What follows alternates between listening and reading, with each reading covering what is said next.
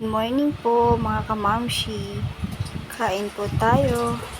Pakatapos ko po palang kumain ng almusalan dyan ay prepare ko na rin po tong ulam namin pananghalian sa araw na to.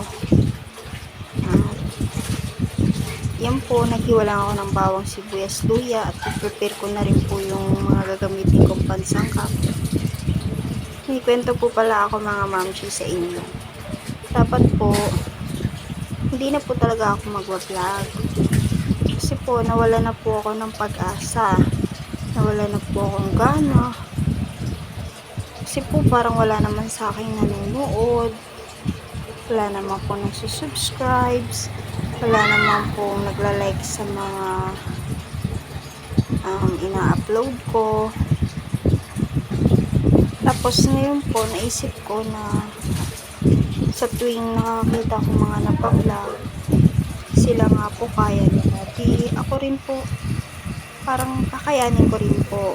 Kaya kahit po nahihirapan ako, nakakapagod din mag-upload, mahirap talaga sa umpisa, pero ipagpapatuloy ko pa rin po ito kahit mahirap. At yan po pala ang aking baby. Gusto ko rin pong makita niya to, yung mga ginagawa ko na paglaki niya. Ito siya, ito yung mga video niya na maliit pa siya. Naglalaro po, mo kaya Didit, na-inspire pa rin po ako mag-video, mag-vlog ngayon. At para sa kanya, pagdating ng araw, makikita niya pa rin tong mga video namin na masaya kami, nang maliit pa siya. Share ko lang po para please may magandang alaala kami ng baby. Ikikwento ko sa kanya na ganito ka pa nung baby ka pa. Yun lang po. Sana po